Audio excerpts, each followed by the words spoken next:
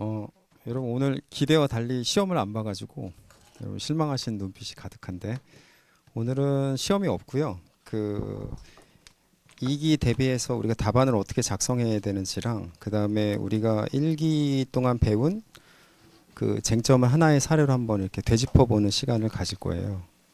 오히려 시험을 보는 것보다 더 도움이 될 수 있도록 구성을 할 테니까 여러분 잘 들어보시고 시험은 다음 주부터 있고요. 그 다음에 원래 애초에 계획은 그 범위를 정하지 않고 보려고 했는데 오히려 3기 때 그렇게 하는 게 더 좋을 것 같고 2기 때는 제가 범위를 지정할 거예요. 그래서 지정한 범위 내에서 시험을 보고 강평을 하고 그 다음에 사례집을 위주로 좀 나가려 그래요. 그래서 사례집에 있는 모든 쟁점을 가능한 2기 때 다 볼 수 있도록 그렇게 할게요.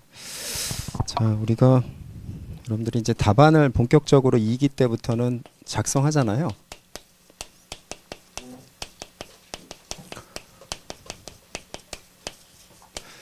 이게 답안 작성 방법에 대해서 간략하게 하면은 첫 번째는 이제 우리가 구성이 이렇게 돼 있잖아요. 자, 제시문이 있고 그 다음에 참조 법령이 있고 그 다음에 문제가 있어요. 순서가 이렇게 돼 있잖아요. 그렇죠? 그렇지만 우리는 먼저 문제를 읽어야 돼요. 그래서 문제에서 어떻게 하냐면 쟁점을 도출해요. 그러면 보통은 우리가 한 문제에 쟁점이 2개 정도 있어요. 맥시멈. 그래서 쟁점을 A, B 이렇게 도출을 하고 그 다음에 이제 문해를 들어가는 거예요. 그래서 문해를 들어갈 때 도출된 쟁점 있잖아요. 도출된 쟁점과 관련되어서 포섭의 자료가 될 내용들 있잖아요.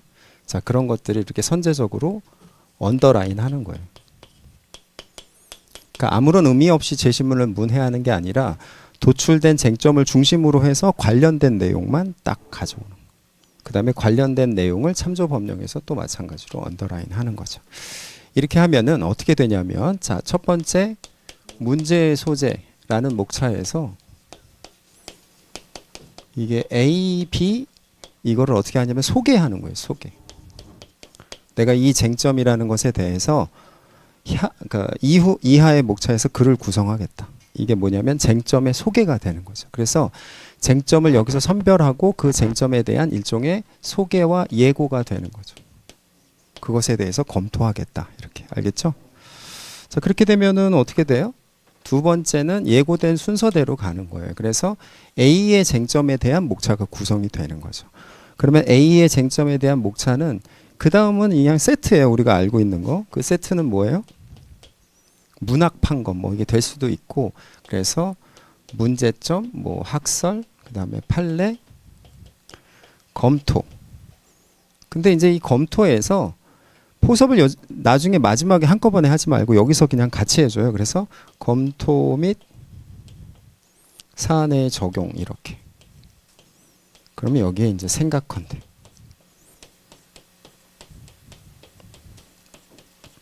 이러이러하고 사안에선 이러이러하다 이렇게 되는 거죠.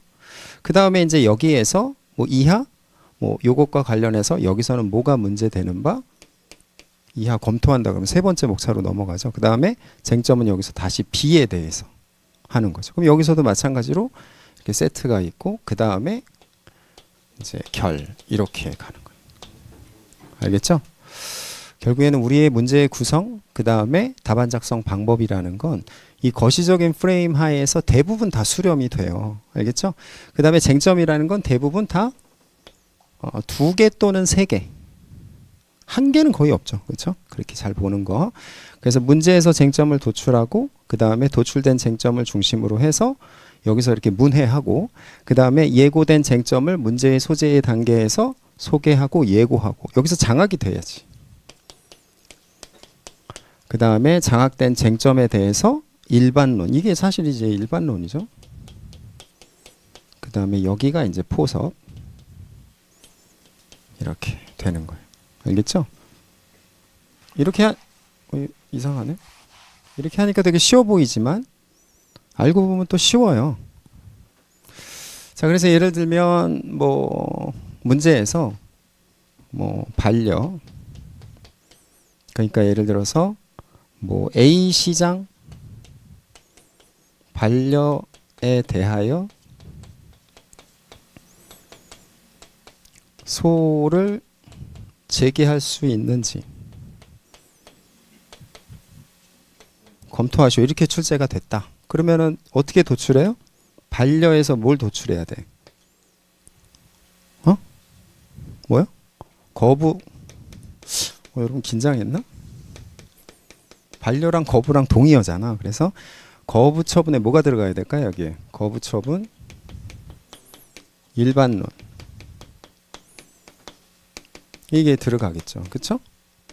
그러면 거부 처분은 일반론이 뭐예요? 이게 성립 요건이 신청한 행위가 뭐 공권력의 행사, 당의 거부로 권리의무의 변동 발생, 그다음에 법규상 조리상 신청권, 이 부분에 대한 뭐 학설과 판례 뭐 나뉘는 거 이거잖아요. 그렇죠? 이렇게 된단 말이에요.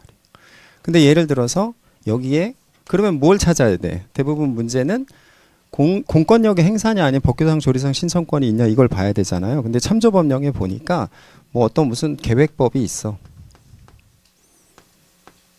거기에 뭐 2조가 있는데 뭐 어쩌고 저쩌고 토지 소유자에게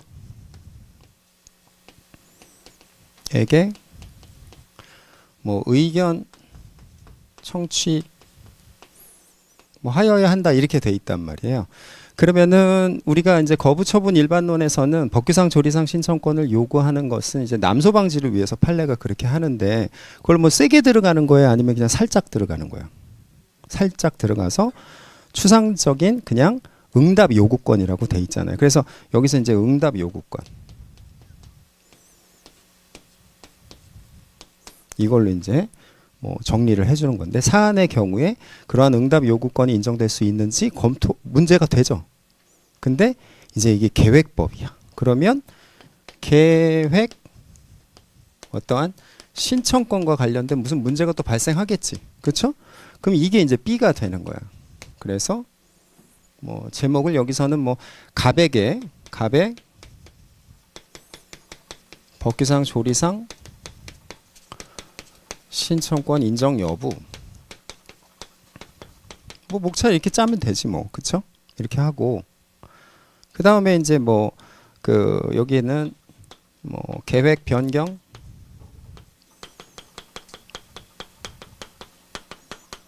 뭐 쓸 때마다 소리가 나네. 여러분 안 들려요? 나만 들리나? 계획 변경 신청권 인정 여부 이렇게 쓰고 그 다음에 이 부분에 대한 관련 판례가 있어요. 그렇죠? 그래서 이제 토지 소유자한테는 계획 변경 신청권이 원래는 계획 변경이라는 건 행정 계획 작용은 광범위한 재량이 있으니까 인정 안 되지만 토지 소유자에게는 인정된다라는 판례가 있지. 그렇죠? 그 판례 깔고 그 다음에 여기서 검토 및 사안에 적용해서 뭐 끌고 오면 돼요? 저기 있는 2조에 보니까 토지 소유자에게는 의견 청취하라는 2조의 조문이 있으니까 저게 추상적 일반적 응답 요구권이고 판례도 그 부분에 대해서 동일한 입장을 견지하고 있는 바 땅 되자. 그렇죠? 그럼 결론은 뭐야? 오케이 이렇게 되는 거예요. 알겠죠? 그러니까 여러분 모든 문제는 다 이런 식으로 돼 있어요. 이게 사실은 뭐 우리 시험만 그런 건 아니고 여러분이 보는 모든 서술형 주관식 시험은 다 이런 구조로 돼 있단 말이에요. 이걸 이제 뭐 법학에서는 뭐 논리적 뭐 서술이랑 뭐 그렇게 대단한 논리도 아니고 사실은 그냥 이렇게 하는 게 그냥 정해져 있는 거예요. 이대로만 따라하면 되는 거죠.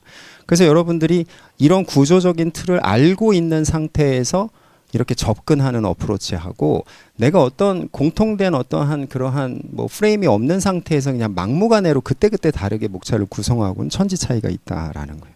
그래서 이 틀이 이기 때는 좀 안정적으로 세팅이 돼야 되는데 이런 안정적인 세팅이 되기 위한 선결 문제는 뭐예요? 뭘 것 같아요, 여러분? 이게 단단해야 돼요, 이게. 그러니까 이러한 일반론이 딱 서랍이 뭐야? 69개인가? 69개의 이 서랍이 있는데 이 서랍에서 내가 이걸 이렇게 땡겨오는 거. 그래서 A하고 B를 이 69개의 서랍에서 이렇게 찾아오는 게 딱 직관적으로 아주 기계적으로 되어 있어야 이것도 따다닥 이렇게 된단 말이야. 그 다음에 어디서 쇼볼 치는 거예요? 여기에서. 그렇죠? 포섭에서 판례의 요건 사실 또는 여기에 있는 정보 그렇죠? 그걸 여기 유기적 체계적으로 결합시켜 갖고 실질적인 사안의 해결 능력을 여기서 현출해 줘야 그게 이제 이 글을 보고 설득이 되는 거죠. 우리는 2기 때 그 다음에 이제 3기로 갈 때 부단하게 이 연습을 하는 건데 이게 이제 사실은 이렇게 해서 한 문제가 한 20점 정도 나오겠죠. 근데 우리 시험은 100점이잖아. 그렇죠? 그러니까 이런 것들이 4, 5개 아니구나. 맞네. 4, 5개. 4, 5개를 여러분들이 이 시간 동안 100분 동안 이걸 4개, 5개의 세트를 해야 되잖아. 그렇죠? 그러니까 사실은 글을 빨리 써야 되고 여기에서 시간이 소모되면 안 되는 거예요. 알겠죠? 그러니까 2기 때는 두 가지가 같이 병행돼야 되는데 이 연습 있죠? 이 연습이 아주 잘 되어 있어야 되고 그 다음에 이것과 관련된 일종의 프레임 하에서의 필력, 그렇죠? 이걸 필력이라고 하는데 이것이 정교하게 가다듬어져야 되는 거예요. 알겠죠? 그걸 우리가 목표로 해서 이제 해나가면 또 뭐 되게 어려워 보이지만 또 하다 보면 그렇게 어렵지도 않아요. 자, 오늘은 여러분들이랑 같이 행정쟁송법 기승전결 단원의 경계 허물기 제목은 거창하지만 여러분들 1기까지 배웠던 내용을 이 사례를 통해서 한번 다 우리가 살펴보는 건데 이걸 하는 이유는 제가 여러분한테 이걸 이제 설명드렸잖아요. 우리가 어떻게 해나갈지. 제일 중요한 게 뭐라 그랬어요? 이거를 이렇게 땡겨오는 거라 그랬지. 그래서 이걸 땡겨오는 거에 있어서는 중요한 게 이 69개의 쟁점이 이렇게 경계가 허물어진 상태에서 여러분의 머릿속에 이렇게 딱 그 방이 아주 잘 세팅이 돼 있어야 돼. 그래서 그 서랍을 언제나 자유롭게 열 수 있어야 돼요. 그 다음에 그 서랍과 서랍 사이에 경계가 있어가지고 그게 아주 비탄력적으로 머릿속에서 굳어 있으면 안 되고 언제나 열려 있어야 되고 그 다음에 제가 여러분한테 강조하는 것 중에 하나는 보론이라는 목차 하에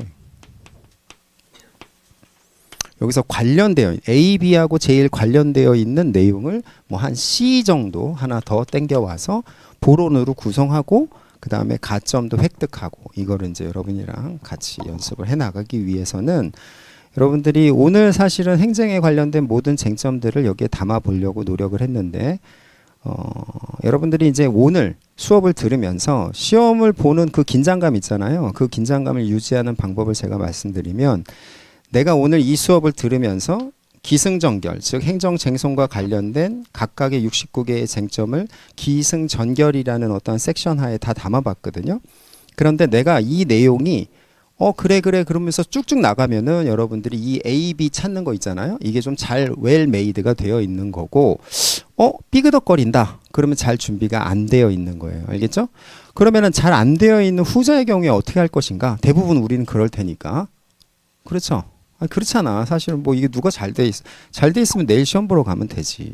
잘 안 돼 있단 말이에요. 그럼 잘 안 돼 있을 때는 어떻게 하느냐? 잘 안 돼 있을 때는 다시 교재로 돌아가. 이 책장사 하는 건. 교재로 돌아가서 여기 이렇게 태그를 붙이는 거예요. 아, 오늘 내가 배웠던 내용 속에서 이 A, B 찾는, 그렇죠? 쟁점을 찾는 것 중에 이게 뭔가 삐그덕거렸다. 그러면 그 쟁점을 찾아가서 태그를 해놓고 그 태그된 부분만 한 번 돌리는 거예요. 그러면 그게 1회독이 돼요. 알겠죠? 그게 1회독이 되고 회독수를 늘려가면서 다독이 되다 보면 애매하게 알고 있거나 잘 열리지 않는 그 서랍을 여러분들이 익숙하게 찾아낼 수가 있게 되는 거죠. 그 과정을 수도 없이 반복을 하다 보면 되는 거고 그래서 오늘 그렇게 했잖아요. 하고 나서는 그 다음부터는 어떻게 하는 거예요? 내가 사례를 풀지. 그 다음에 여러분께 제공되는 사례는 여러분이 지금부터 한 번도 본 적 없는 그런 사례로만 구성을 했으니까 그 사례를 통해서 내가 이 A, B를 찾는 이 연습 서랍 열기가 잘 안 됐다 그랬을 때는 그 서랍이 아직도 여러분께 완성된 서랍이 아니니까 다시 한번 거기 들어가고 만약에 붙여져 있으면 어떻게 할 거예요? 붙여져 있으면 거기다가 다시 한번 써야지. 그렇죠? 그래서 네가 이기나 내가 이기나 뭐 발을 정자 써가지고 뭐 20번이 됐건 30번이 됐건 계속 조져가는 거예요. 그렇게 해서 그 서랍을 예를 들어서 그게 막 39번째 서랍이다. 그렇죠? 그러면 그 서랍만 뭐 한 10번 정도 하다 보면 되지 않겠어? 그렇죠? 뭐가 돼도 된다. 자, 그런 의미에서 여러분들이 오늘 수업을 좀 집중해 보면 내가 어느 서랍이 좀 삐그덕거리는지를 보는 거 그게 의미가 있다라는 거예요. 알겠죠? 자, 사례 한번 볼까요? 박스. 제시문은 되게 짧아요. 기재부 예산 편성 프로그램 개발 어쩌고 저쩌고 가불병. 갑을병이 나오면 이미 뭐가 있을까? 원고 적격과 관련된 쟁점은 문제에서 연계가 되겠다라는 건 알 수 있겠죠. 그 다음에 지원에다가 동그라미 쳐보세요. 지원했다는 건 신청했다는 거지. 그러니까 그때는 신청 플러스 지원이 관련된 원고 적격은 경원자. 뭐 그러겠죠. 그 다음에 기재부 장관 A는 최종 낙찰자인 원고 갑이 하자가 발생했고 입찰 참가 자격 정지 6개월. 날짜는 쓰지 않았는데 거기에다가 언더라인 하고 이게 뭐가 될까요? 이게 처분이 되겠지. 그렇죠? 못하게 하니까 처분이 뭐 처분이라는 게 별게 아니에요. 그냥 행정청이 뭐 우리한테 공권력을 행사하고 그것 때문에 내가 힘들어지면 그게 처분인 거지. 그렇죠? 그 다음에 이제 관할법원은 그럼 어디예요? 기재부 장관이기 때문에 서울행정법원에다가 이 처분에 대해서 취소 소송을 제기한 상태가 주어진 거예요. 그렇죠? 그 다음에 이제 참조법령을 보니까 국가계약법이라는 게 있어. 이 국가계약법이 뭐예요? 이게 사실은 사법이에요. 민법의 특별법인데 다만 부정당 제재와 관련된 부분의 내용만큼은 행정작용법이 되겠지. 처분이기 때문에. 거기 27조를 보니까 제한하여야 한다. 거기다 언더라인 해보세요. 제한하여야 한다. 그럼 해야 돼? 안 해도 돼? 해야 되지. 그래서 기속이에요. 거기는 기속. 근데 27조의 2를 보니까 과징금이라는 표제하에 1항 후단에 뭐라고 돼 있어요? 할 수 있다라고 돼 있죠. 그러면 해야 돼? 안 해도 돼? 안 해도 되죠. 그 재량이에요. 그렇죠? 그럼 기속이 있고 재량이 있으면 전체적으로는 재량이에요? 기속이에요? 재량이지. 왜? 해야 되는데 할 수 있다 그러면 할 수 있는 거지. 그렇죠? 그래서 재량과 기속이 만나면 재량이 되는 거예요. 재량이란 건 경계가 없잖아. 기속은 경계가 있지. 합쳐져. 그럼 경계를 허물어 버렸기 때문에 전체적으로는 재량이 되는 거죠. 그러니까 입찰 참가 자격 정지를 해야 되지만 그거를 과징금으로 바꿀 수도 있고 안 바꿀 수도 있고 안 할 수도 있고 이렇게 되어 있는 거죠. 근데 이제 법률로만 이런 것들을 규율하면은 어떻게 돼요? 행정작용이 굉장히 비탄력적이 되죠. 그렇죠? 그러니까 딱딱해진단 말이야. 그래서 하위 법령에다가 위임을 줘서 그때그때 빠르게 개정해서 행정의 탄력성을 제고하도록 하는 거예요. 그거를 시행령. 그렇죠? 그래서 이걸 법규명령이라고 하죠. 법규명령, 그 시행령. 거기다가 위임을 줘서 입찰 참가 자격 제한과 관련된 작용에 대해서 또 세부적인 내용을 위임해 놨다라는 거예요. 다음 페이지로 가시면 국가를 당사자로 하는 계약에 관한 법률 시행 규칙 이게 뭐예요? 이게 시행 규칙이지. 그렇죠? 이것도 법규 명령이에요. 법규 명령. 총리령, 부령이라고도 부르고 시행 규칙이라고도 부르죠. 얘가 뭐예요? 또 법규 명령이 되는 거야. 뭐가 더 개정하기가 편해요? 위에는 대통령령이니까 좀 불편하잖아. 국무회의 가서 또 심의도 받아야 되고. 근데 이거는 이제 대통령이 아닌 총리부 내에서 하기 때문에 보다 탄력적인 행정 입법 작용이 되겠죠. 법규 명령이기 때문에 법규성은 당연히 있고. 자, 근데 거기에 보니까 내용에 보면 뭐라고 돼 있어요? 부정당 업자의 입찰 참가 자격 제한 기준이라고 되어 있고 거기에 보니까 개별 기준으로 박스가 있고 어쩌고 저쩌고 몇 년 어쩌고 저쩌고 몇 년 이렇게 해서 제재 처분의 기준을 규정해 놨어요. 이걸 뭐라 그래요? 이걸 재량 준칙이라고 표현을 하지. 그렇죠? 재량 준칙. 그러면 재량 준칙은 뭐예요? 얘는 정체가 뭐야? 얘는 행정 규칙이에요. 행정 규칙은 대내적 구속력만 있고 대외적 구속력은 없지. 근데 얘가 지금 내용은 이렇게 되어 있는데 박스는 뭐예요? 박스는 시행규칙이라는 박스 안에 이게 들어가 있지. 그래서 이건 우리 뭐라고 배웠어요? 시행규칙 형식의 제재처분 기준 또는 시행규칙 형식의 행정규칙 이렇게 표현을 했죠. 그렇죠? 그럼 이거는 뭐로 본다 그랬어요? 박스와 내용물이 다를 때 박스를 기준으로 할 거냐 내용물을 기준으로 할 거냐. 여러분은 어떤 느낌이 좋아요? 박스가 중요해? 내용이 중요해? 루이비통 박스에 만약에 다이소 들어가 있으면 그게 다이소야 루이비통이야? 다이소죠. 그렇죠? 물론 박스를 중시하는 사람도 있겠지만 내용이 중요하단 말이에요. 그걸 실질설에 따라서 우리는 그걸 단순한 행정 규칙으로 보는 걸로 판례가 어떻게 돼 있어요? 확립이 되어 있죠. 그렇죠? 자, 그런데 일반 기준 1호 과목 후단을 보니까 뭐라고 돼 있어요? 거기에 고려해서 늘릴 수 있다. 그렇게 되어 있죠. 늘릴 수 있다에다가 언더라인 해보세요. 이게 뭐예요? 가중적 제재 사유가 전제 요건으로 규정이 되어 있어요. 어디에다가?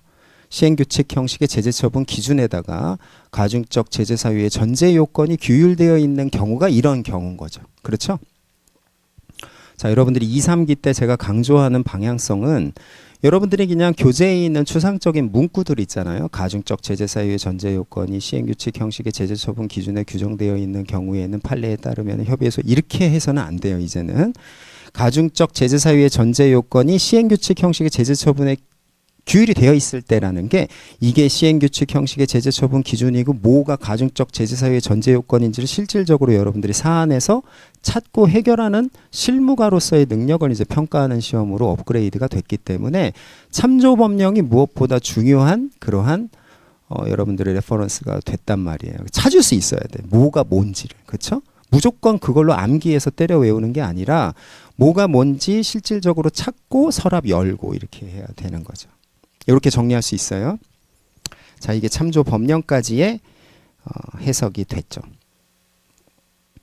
자, 그러면 이제 기소송 요건 직권조사사항 흠결시 각하 판결 이거는 뭐냐면 우리가 행정쟁송과 관련해서 기승전결이라는 타임라인으로 섹션을 구분해 봤을 때는 기는 소송 요건을 요구해요. 그러니까 이제 어떤 행정자격이라는 걸 통해 갖고 기본적으로 어떠한 공익을 달성하기 위해서 막 이렇게 우리끼리 잘 살아보려고 하고 있는데 누군가가 얻어쳐맞고 그 부분에 대해서 소송을 제기해서 그 공정력을 깨려고 해. 근데 그걸 뭐 아무나 아무 때나 뭐 언제나 무엇에 대해서나 하면 어떻게 돼요? 우리가 다 같이 더불어 사는 세상이 혼탁해질 수 있잖아. 그렇죠? 그렇기 때문에 거기에 일정한 진입 장벽을 마련하는 거지. 그게 뭐라 그래? 그걸 소송 요건이라고 하고 흠결되면 아예 다툴 문도 열어주지 않는 게 되는 거지. 이걸 각하 판결이라고 하는 거고 우리 시험에서 이게 50% 이상이 되는 거죠. 그렇죠? 그래서 이러한 7가지의 소송 요건이 충족됐는지 여부가 첫 번째 우리의 문제가 되는 거예요. 근데 이걸 너무 엄격하게 해서 문을 꽉 닫고 막 못 들어오게 하면 어떻게 돼요? 국민들이 얻어쳐맞고 갈 데도 없고 뭐 이렇게 하지도 못하잖아. 그러니까 국민의 어떠한 그러한 권익 보호를 위한 재판 청구권의 실효적 보장을 위해서는 진입 장벽은 만들되 그러나 그런 것들을 좀 더 문턱을 완화해서 국민들도 살 수 있게끔 하고 더불어도 다 같이 살 수 있게끔 하는 조화로운 지점. 그게 바로 판례의 지향점이 되는 거고 그 판례의 지향점을 이끌어오는 집단이 누구예요? 여러분인가? 교수가 되는 거죠. 그렇죠? 그래서 교수들은 어떤 걸 중심으로 출제를 해요? 이러한 소송 요건이 완화되는 자신들의 담론이 반영된 판례를 중심으로 해서 그래서 작년에도 관할 위반 각하 판결을 출제한 거에 관할 위반이면 이송해야 된다는 걸 출제한 거야. 이송해야 된다는 후자로 출제가 된 거죠. 그런 담론의 흐름 속에서 여러분들이 기를 통찰하는 것도 중요하다. 원고 적격. 원고가 뭐예요? 소를 원하는 애잖아. 근데 소를 원하는 애가 아무나 원한다고 아무나 들어오는 게 아니야. 이게 장난이 아니지. 그렇죠? 행정소송이라는 게 장난이 아니죠. 그렇죠? 그렇기 때문에 원고가 되기 위해선 적법한 자격이 있어야 되는데 우리 행정소송법은 12조 전단에서 요건을 뭘로 해놨어요? 법률상 이익이라고 해놨단 말이지. 그래서 여기 참조 법령에서 보니까 예를 들어서 원고가 되기 위해서는 참조 법령에 뭐 처분의 직접 당사자에 대해서는 걔가 어떻게 이 부분에 대해서 구제를 받을 수 있는지 규율하겠지. 그게 법치행정이니까. 근데 제3자가 그 부분에 대해서 다투고자 할 때 이 처분의 근거 법령에서 걔에 대해서 뭔가 굉장히 걔만을 위해서 개별적으로 그 다음에 걔한테 다이렉트하게 직접적으로 그 다음에 걔한테 매우 구체적으로 뭔가 이렇게 규율을 해놓고 있으면 걔도 들어올 수 있겠지. 그렇죠? 그래서 걔 직구 우리가 이렇게 암기를 했었죠. 자, 그러면은 예를 들어서 갑회사의 주주 같은 경우에는 여러분 이제 회사는 법인이잖아. 그렇죠? 회사라는 게 뭐예요? 결국에는 민법상 법인을 상법상 회사라고 얘기하는 거잖아. 그러니까 회사는 법인이지. 그렇죠? 근데 누가 지금 때려 맞았어? 입찰창가 자격정지는. 회사가 때려 맞은 거야. 근데 지금 누가 시비를 거는 거야? 주주가. 주주가 시비를 건단 말이에요. 그렇죠? 그래서 법인이 때려 맞은 너는 왜 그런 거야? 이렇게 물어보면 예를 들어서 입찰창가 여기 보면은 보세요, 여러분들. 국가계약법 시행령 시행규칙 속에서 코스닥, 주식, 주가 이런 표현들이 있나? 뭘 찾아요, 그걸? 없지. 뭘 찾나?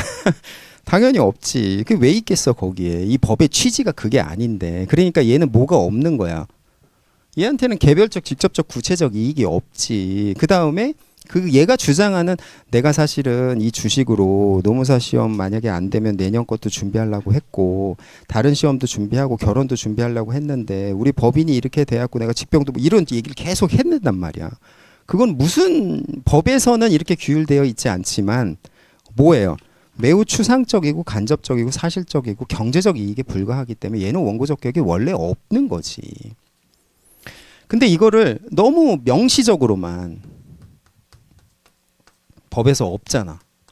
그러니까 넌 안 돼 이렇게 해버리면 어때요? 그거는 인간다운 세상이 아니잖아요. 그렇죠? 그러니까 이게 판례가 합리적 해석도 해줘야 돼. 예를 들어서 얘가 이 주식을 좀 많이 한 거야. 그래갖고 뭐 빚이 한 3억이 되는 거예요.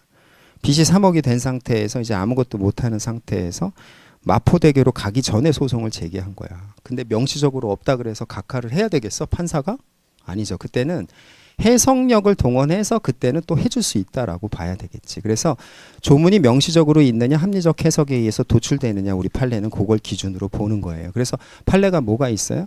법인 자체의 존속을 다툴 수 있는 방법이 유일하게 이것만 있다면 이게 뭐야? 그러니까 너는 너무 안 되니까 내가 해줄게 이렇게 하는 거지. 그런 거예요.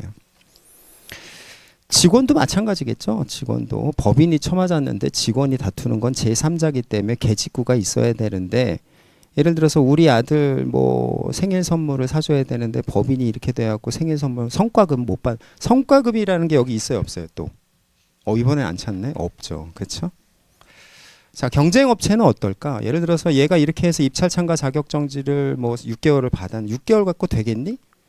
20년은 때려야지 뭐 이렇게. 그것도 어떨까요? 그건 뭐야? 경쟁업체의 어떤 심리예요? 응? 이김질, 승부욕 뭐 이런 거 아니야? 그렇죠? 그 있을까 없을까? 또 찾는 사람은 누구야? 그래서 그건 없지. 그렇죠? 그래서 그거는 또 특별하게 인정할 필요성도 없기 때문에 합리적 해석을 할 필요도 없죠. 그렇죠? 그래서 이런 것들은 안 된다라는 거예요. 안 되는 건 뭐라고 표현할 수 있어요? 국어적으로 추상적이고 평균적이고 일반적이며 간접적이고 사실적이고 경제적인 이익에 불과하기 때문에 법률상 이익이 아니고 원고가 아니다 이렇게 귀결할 수가 있겠죠. 그럼 우리 시험에서는 이게 이렇게 해갖고 내는 건 어떻게 낼까요? 우선 판례를 알고 있어야 돼. 판례가 그렇다면 그런 거고 아니라면 아닌 거야. 그렇죠? 판례의 결론을 알고 있는 상태에서 참조법령에 주어졌다면 짜고 치는 거지. 판례의 결론에 따라서 참조법령에서 개별적, 직접적, 구체적 이익으로 이 출제자가 뿌려놓은 걸 어떻게 거두면 되는 거야. 포섭의 자료로. 그 다음에 판례 쓰고 그 판례에 따라서 포섭하고 이렇게 되는 거죠. 자, 이렇게 이게 총론이에요. 총론. 그러면 제일 중요한 건 뭐야? 제일 중요한 건 자, 총론에서는 핵심이 뭐예요? 결국엔 법률상 이익이 있으면 제3자도 될 수 있다는 거잖아. 그렇죠? 그러면 제일 중요한 건 여긴 제3자여야 되지. 그러면 제3자 이 부분에 대해서 이제 강론에서 어떻게 하는 거야? 제3자는 유형이 어떻게 되는 거야? 몇 가지예요? 세 가지지. 첫 번째가 뭐예요? 경업자요. 그래서 기존 업자하고 신규 업자 사이에서 어떠한 경합이 발생했을 때, 그 다음에 경원자는 지원자와 신규와 신규지, 그치? 지원자. 그 경원자. 그 다음에 건설 허가가 있고 인근의 주민. 그래서 인인 이렇게 되는 거예요. 그래서 우리 판례는 기본적으로 과당 경쟁으로 인한 불합리한 경영 방지의 취지가 있다면 신규 업자에 대한 어떤 허가나 특허 처분에 대해서도 다툴 수 있다라는 결론을 하고 있죠. 허가는 보통 안 된다고 하지만 거리 제한 규정이 있다면 또 된다라고 하는 거고 특허 업자는 당연히 되고 그러니까 그거를 한꺼번에 마무리하면 과당 경쟁으로 인한 불합리한 경영 방지의 취지가 참조법령에 있으면 누구나 된다 이렇게 됐죠. 그 다음에 이제 경원자는 어떻게 가는 거야? 지원, 선정 이런 표현이 문해가 되면은 지원, 지원으로 가는 건데 예를 들면은 행정청이 을에 대해서 선정을 하면은 이거는 뭐랑 똑같이 표현할 수 있어요? 갑에게는 거부라는 거. 그렇죠? 탈락이라고 표현할 수도 있겠지. 그렇죠? 거부도 되고 탈락도 되고. 그렇기 때문에 얘는 조리상 신청권이 있기 때문에 법규상 신청권이 있기 때문에 직접 당사자의 본질을 갖고 있으니까 똑같지. 그러니까 3자지만 3자가 아닌 거야. 그렇죠? 그렇기 때문에 이 부분에 대해서도 얘는 원고적 격이 있다. 이게 경원자죠. 그래서 타방에 대한 허가가 자신에 대한 불허가로 기결되는 상호 배타적 관계. 이런 것들이 이제 머릿속에 여러분들이 그냥 암기가 되어 있어요. 이해는 필요 없지. 필요하지. 암기를 하기 위해서는. 그러나 이제 뭐 이해가 안 된다. 그럼 지금 어떻게 하면 돼요? 그냥 외우면 돼. 자, 인인. 인인은 뭐예요? 인인은 자, 예를 들어서 얘한테 허가를 해줬어. 그랬더니 인근 주민 을이 우리 아파트 값 이렇게 해서 하는 게 인인 소송이죠. 근데 만약에 참조법령에서 관련 법령의 환경영향평가 대상 뭐 어쩌고 저쩌고가 있으면 이 안에 있는 주민은 추정, 밖에 있으면 입증 뭐 이런 법리 이게 거리 제한 규정이 있는 모든 사업에 대해서 범용되더라. 이게 인인 소송이었어요. 그렇죠? 그래서 원고 적격 다음 주 시험 범위에 이게 들어가요. 알겠죠? 잘할 수 있겠죠? 여러분 그러면 어떻게 해야 돼요? 총론 쓰고 강론 쓰고 그러면 어떻게 되는 거야? 이걸로 하면은 여기에 법률상 이익 그래서 여기는 뭐가 들어가요? 원고 적격 일반론이 들어가고 만약에 경업자로 출제했다 그러면 뭘로 들어가? 여기는 경업자 소송이 들어가겠지. 그렇죠? 경원자면 여기 또 경원자가 들어가고 총론 강론 그런 구도. 그래서 원고 적격은 기본적으로 답안 세팅에 대한 부분이 아주 선명하기 때문에 쉬워요. 원고 적격에서 내가 점수를 놓친다라는 건 경쟁력이 상당히 떨어지는 거야. 알겠죠? 원고 적격 나왔다고 좋아하면 돼? 안 돼? 안 돼. 원고 적격 나오면 정말 잘 써야겠구나라고 욕심을 내야지. 아싸 막 이렇게 되면 안 되는 거예요. 그래야 합격을 하고 고득점으로 합격을 해야죠, 여러분. 왜냐하면 이제 다른 과목이 어떻게 될지 모르니까. 자, 그 다음에 기재부 장관 별도 업체 선정 처분이 절대평가에다가 언더라인 해보세요. 이미 돼 있죠? 자, 절대평가는 무슨 평가야? 내가 잘해야 되는 거야? 제가 잘했기 때문에 나만 잘하면 되는 거야? 제가 잘했기 때문에 내가 떨어지는 거야? 전자죠, 전자. 여러분 시험에서는 뭐예요? 영어 시험이죠. 그렇죠? 나만 잘하면 되지 그거를 뭐 남이랑 비교할 필요가 없죠. 자, 그러면은 경원자 소송에서는 기본적으로 제가 되고 내가 안 되는 관계가 제가 됐기 때문이다라고 얘기할 수 있으려면 그 평가는 무슨 평가여야 돼? 상대평가여야지. 절대평가라면 경원자가 될 수가 없는 거지. 그럼 경원자가 안 되면 원고 적격이 있어요? 없어요? 그건 다시 법률상 이익이 있는지에 대한 검토로 넘어가는 거야. 그러면 법률상 이익에 대한 검토를 해보니까 이거는 그냥 이김질, 배아픔 이런 걸로 귀결이 되겠지. 그래서 원고 적격이 없는 거지. 만약에 경원자면 원고 적격이 있어 없어? 무조건 있지. 왜냐하면 처분에 직접 당사자로서의 징표를 갖고 있기 때문에 이렇게 가는 거예요. 알겠죠? 그래서 원고 적격이 마무리가 된 거를 알려주시기도 하고 자, 대상 적격. 자, 대상 적격은 뭐예요? 처분의 대상이 되느냐 안 되느냐 이거죠. 이 칠판이 새 걸로 바뀌었어요. 그렇죠? 그래서 더 지우기가 불편하네요. 옛날에 되게 슥슥 갔는데 뭐 먼지도 엄청 날리고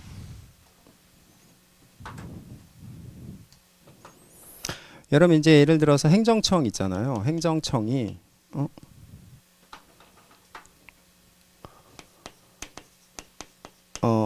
갑이랑의 관계 있잖아요. 이 국민의 관계에 있어서는 이 관계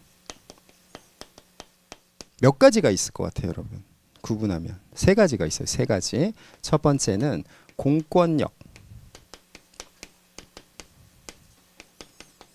즉 위에서 찍어 누르는 거야. 이걸 뭐라 그래? 이걸 처분이라고 하는 거야. 그 다음에 이제 공법상 대등한 지위도 있어. 그래서 그냥 공법적인 효과가 발생하는데 상호 대등한 관계에서 계약을 체결한다든가 뭐 그런 것들이죠. 이걸 뭐라 그래요? 이걸 처분이 아닌 공법상 뭐라 그래? 법률 관계라고 하는 거야. 이걸 공법상 뭐라고? 법률 관계. 자, 세 번째.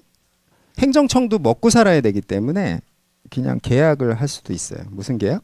사법상 계약. 그래서 사법상 대등한 지위도 있어.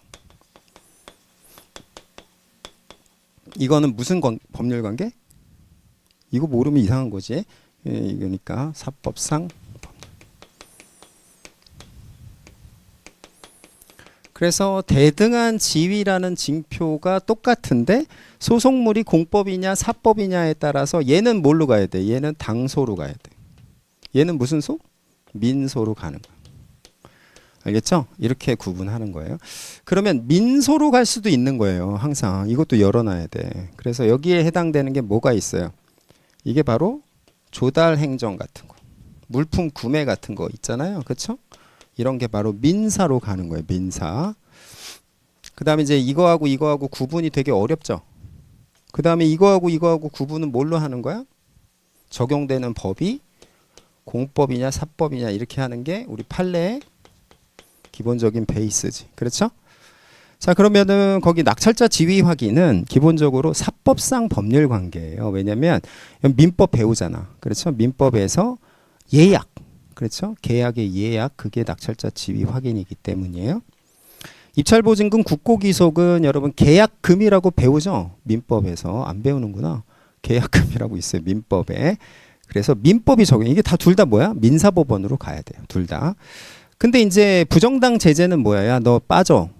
6개월 동안 들어올 생각조차 하지 마. 이거는 공권력이지 대등한 지위에서 하는 게 아니죠.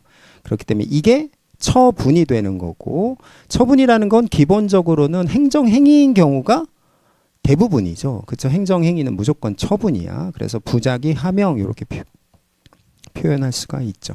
알겠죠? 그래서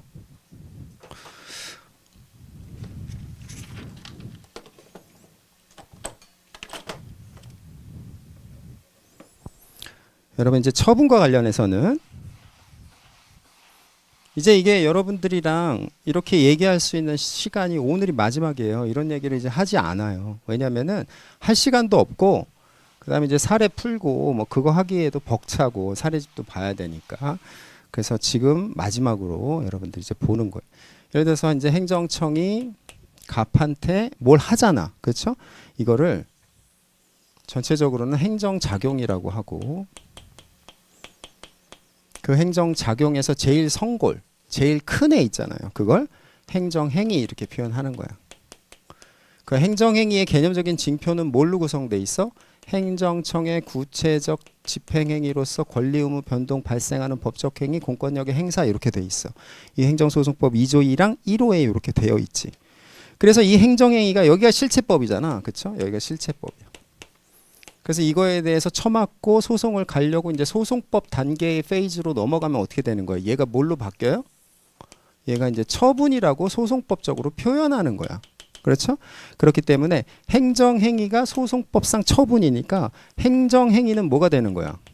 무조건 처분이 되는 거야. 알겠죠? 근데 이것만 처분이라고 보면 어떻게 돼?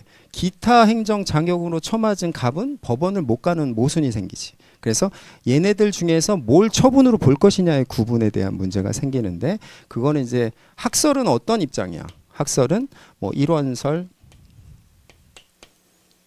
그 다음에 뭐 형식적 행정행위론, 뭐 쟁송법상 개념설 해서 무슨 종교적인 얘기를 하고 있지. 그렇죠? 무슨 얘기인지 모르겠어 잘. 아무튼 추상적이야. 근데 우리 판례는 뭐라고 표현해요?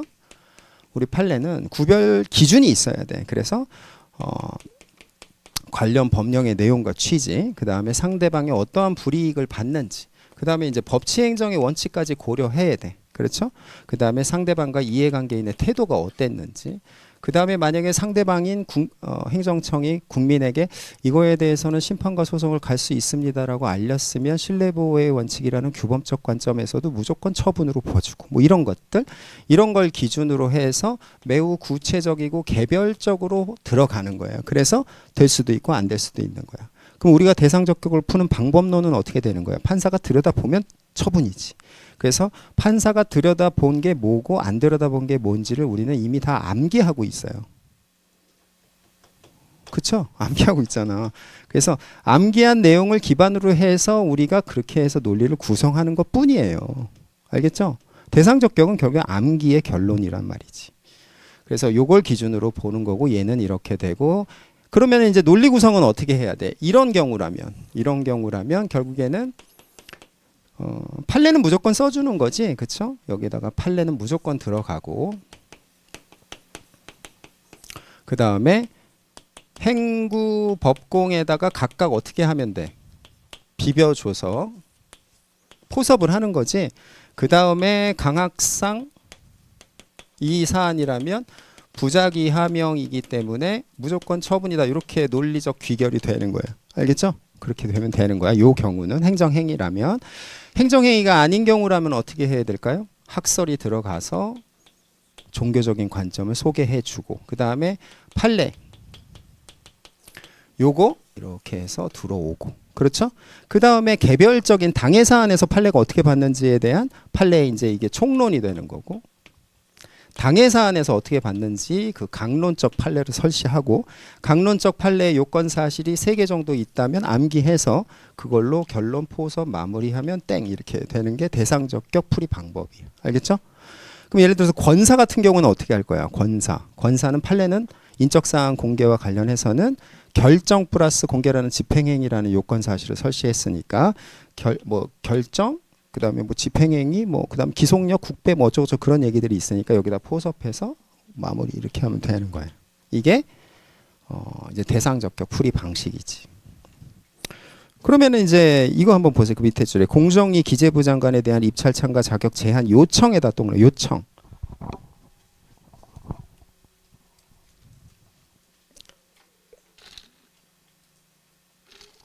여러분 지금 제 수업을 들으면서 이게 만약에 지금 내가 문제로 풀고 있을 때 나는 과연 그 순간에 어떠한 어프로치로 지금 어떻게 하고 있을까 이렇게 생동감 있게 해야지 알겠죠?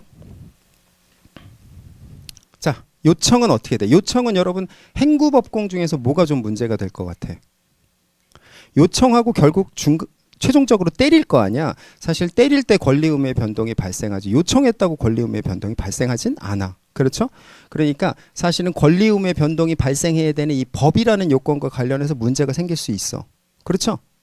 그렇잖아. 그래서 요청했을 때랑 그 다음에 당의 기재부 장관이 처분 때렸을 때랑 처분 때린 게 종국적인 권리의무의 변동 그때 발생하지. 요청했을 땐 발생하지 않지.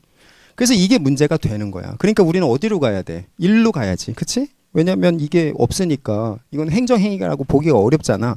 그래서 일로 가갖고 이거 소개하고 판례도 이거 총론을 까는 거야. 그치? 법불 법태규 깔아놓고 그 다음에는 이제 뭘로 가면 될까요? 이게 흠결은 되지만 기본적으로 이 법치행정의 관점에서 어때?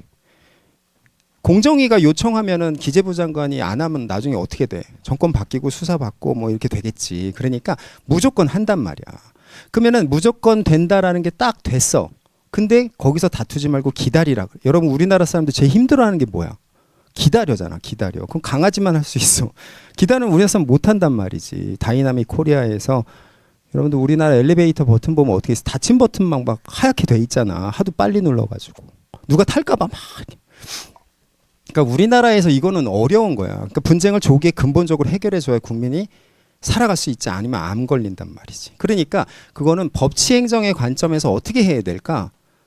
비록 내부적 중간 작용이라도 처분으로 봄으로써 분쟁을 조기에 근본적으로 해결시켜 주는 거야. 그래서 이걸 여기 총론에다 깔고 강론에는 그 판례 분쟁을 조기에 근본적으로 해결해 줘서 아무튼 좋은 판례로 평가받는 판례를 관련 판례를 3-4개를 여기 때려 박는 거지. 세무조사 결정도 있었고 그다음에 우선협상자, 대상자, 배제, 선정 이런 거 있었고 또 요 판례도 있고 다 까는 거야. 그다음에 이제 어떻게 하다는 포섭에는 여기에 있었던 분쟁을 조기에 근본적으로 해결해 준다라는 이 요건 사실 포섭으로 해서 오케이 이렇게 결론 마무리죠. 알겠죠? 자, 그래서 법치행정의 원칙과 관련된 총론상의 판례를 이렇게 표현하고 있네. 분쟁을 조기에.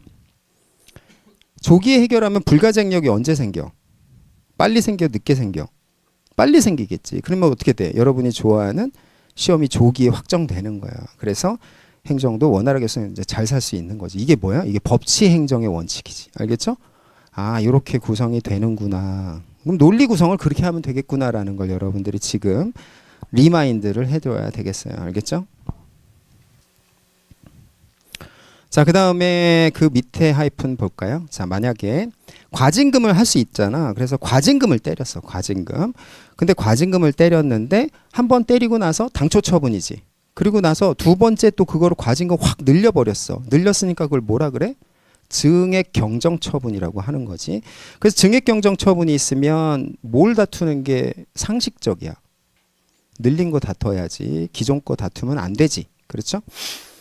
깎아줬어. 깎아준 거 갖고 다투면은 그거는 뭐야? 뭐 이상하지. 이상한 거잖아. 그래서 그 전께 깎인 상태로 해서 다퉈야 되겠지. 내가 그것도 못 내. 돈이 없어서. 그럼 감액된 종전 처분. 이게 경정 처분 논이었어요. 그렇죠? 근데 이제 만약에 중앙행심위에다가 언더라인을. 왜 중앙행심이야? 행심법의 관할은 몇 조에 있어요? 6조에 있잖아. 근데 거기에 보면 뭐라 그랬어? 중앙행정기관에 장의했던 원처분은 관할이 중앙행정심판위원회로 돼 있으니까 중앙행 그 밑에다가 행심 6조라고 지금 써야지 여러분. 그래서 중앙행심위가 이런 것들도 보론으로 다 들어가는 거예요 여러분. 내가 만약 예를 들어서 문제에서 이렇게 쓰는 거야. 중앙행심위 취소 재결이 있었는데 뭐 이렇게 됐을 때 뭘 대상으로 하고 제소기간 뭘로 할 거냐 이렇게 다 썼잖아. 그리고 기도해? 아니지. 뭐 해야 돼요? 왜 중앙행심위가 되는지에 대해서 행심법 6조에서 얘가 기재부 장관이기 때문에 이런 것까지 다 써야지 마지막까지. 그러면 시험 그 뭐야 답안지 걷어갈 때까지 쓰는 거예요. 가장 좋은 건 뭐야? 막 이렇게 하다가 뺏기는. 물론 이제 그렇게 하는 건 너무 드라마틱하고 아무튼 마지막까지 최선을 다해서 써야 되는 거예요. 거기 행심 6조. 중앙행심위도 뭐야 얘도 처분청이지. 그렇죠? 그래서 원처분청이 있고 중앙행심위인 재결청이 있을 때 둘 다 처분청이야. 그래서 얘가 처분을 또 할 수 있어. 그래서 얘가 하는 처분을 뭐라고 우린 표현해? 행심법상 재결이라고 표현을 하는 거지. 그렇죠? 그러면 둘 다 처분이면 어때? 모순조촉의 우려가 있으니까 우리 행심 19조 단서는 뭐라고 해놨어? 겹치지 않도록 해서 재결 자체에 고유한 위법이 있는 경우에만 고길동의 멱살을 잡으면 모순조촉의 우려가 깔끔히 해결이 되지. 그걸 우리 원처분주의로 입법 정책적으로 초이스한 것뿐이야. 그렇죠?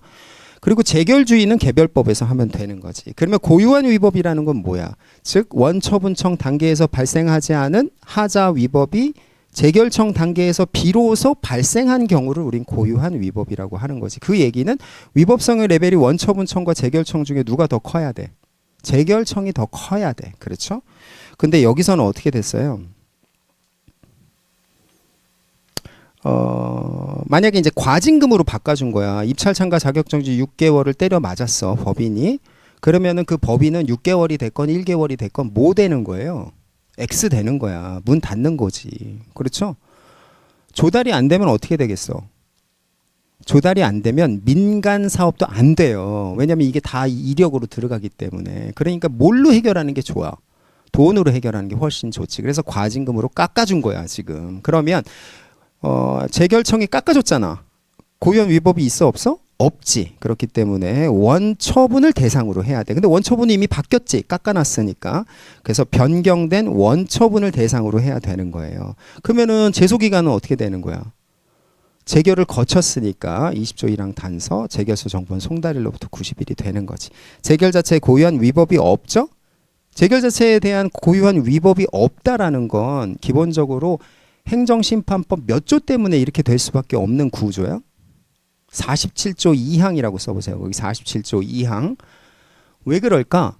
여러분 행정심판위원회는 준사법 절차로서 국민들이 많이 이용할 수 있게끔 올려치기를 못하게 해놨어. 행정심판법에. 그래서 불이익 변경 금지 원칙이 행심법에 있어. 그래서 얘는 올려치기를 할 수가 없어. 그렇기 때문에 재결 자체의 고유한 위법이 창설될 수 없는 구조에 있어요. 알겠죠? 거기 쓰세요. 재결 자체 고유한 위법이 없다. 행심 47조 2항. 여러분 조문 하나 쓰면 점수가 몇 점일까? 뭐 1점, 2점 충분히 되지. 근데 그 1, 2점이라는 게 그냥 산술적 가치만 있는 게 아니야. 그 점수로 여러분 거기에 뭐 10명, 100명이 깔려 있으니까 무조건 많이 써야 돼. 알겠죠? 자, 그렇게 되는 거예요. 자, 그다음에 그 밑에 것만 하고 좀 쉬었다 할게요. 기재부 장관의 입찰 참가 자격 제한 공개를 했어. 얘가요, 이렇게 해가지고 입찰 참가 자격 공개 때려 맞았대요. 뭐 이렇게 해서 올린 거야. 홈페이지, 기재부 홈페이지에다가. 그럼 얘는 어떻게 돼? 법인은 쪽팔리잖아. 그렇게 됐을 때 그 부분에 대해서 내가 과연 법인으로서 다툴 수 있겠느냐, 이 부분이에요. 그러면 이런 걸 뭐라 그래? 예를 들어서 공개가 돼버리면 전 국민의 마음속에는 이 법인이 아무튼 데미지 있는, 하자 있는 법인이라는 기억이 막 계속 있지. 그렇다고 그걸 취소하면 그 기억이 없어져, 아니면 안 없어져? 이렇게 하면 없어지나? 그렇게 안 되잖아. 그러니까 그런 걸 뭐라 그래? 사실행위라고 하는 거야. 즉 취소가 불가능하지. 그치? 근데 위에서 찍어 눌렀죠. 그래서 그거를 권력적 사실행위라고 표현하는 거예요. 그럼 뭐가 없어? 권력적 사실행위는 여기에 있잖아. 이게 행구법공이 아니야. 법률행위가 아니기 때문에 쪽팔리다라는 사실적 결론만 있는 것 뿐이지. 그렇지만 이 부분에 대해서 다투도록 해야 되겠지. 그러면 논리 구성을 어떻게 할 것이냐에 대한 문제가 발생해. 그래서 우리 판례는 기본적으로 이에 대해서 뭐라고 얘기를 하고 있어요? 아, 내가 공개해야지 하고 마음을 딱 먹는 거야. 그걸 결정이라 그래. 코미디 같은 얘기죠. 그렇죠? 결정을 하고 그 다음에 공개한다라는 집행행위로 관념적으로 이렇게 구성돼 있다는 거야. 근데 이게 뭐야? 이게 강학상 확인이라는 행정행위이기 때문에 얘가 행정행위니까 결국 이 박스도 행정행위다 이렇게 표현을 하는 거죠. 그래서 처분이라는 거야. 이게 인적사항 공개조치에서의 판례의 결론이죠. 그러면 이것과 관련된 학설은 어떻게 돼 있어? 이 학설은 뭘 써야 돼? 학설은 그때 뭐라 그랬어요? 아, 수인 하명이 있어. 그래서 이게 처분이 이렇게 표현하죠. 그렇죠? 그러니까 행정행위가 관념적으로 그 안에 내포되어 있기 때문에 얘는 결국에는 처분이라는 이러한 논리를 전개했는데 그 논리가 사실 판례에서 어떻게 된 거야? 약간 차용됐지. 근데 판례가 이거 그대로 쓰진 않고 어떻게 한 거야? 결정이라고 바꾼 거야. 그럼 판례하고 학설을 바꿨으면 어떻게 돼? 최악이지. 그렇죠? 그러니까 여러분들이 잘 암기해서 여기도 마찬가지예요. 그래서 판례는 뭐야?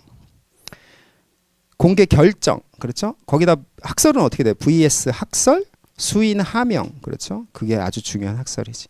그럼 여러분 일반론이 있고 특별론이 있잖아. 그럼 여기서 1원설, 2원설, 뭐 쟁송법적 개념설 뭐 이거 쓸 거야? 아니면은 그 개별적인 학설을 쓸 거야. 개별적인 학설을 써야지. 왜냐하면 법학이라는 건 일반론과 특별론, 특별론 우선 원칙, 그 다음에 총론, 강론 이렇게 다 쓰는 거. 이러한 구분적 어떠한 접근 방식이 법학의 근간이니까 특별론을 써주면 되는 거예요. 그래서 처분성 긍정. 알겠죠? 아, 이런 게 대상 적격이구나라는 걸 알 수 있죠. 좀 쉬었다가 협의의 소외이익 볼게요.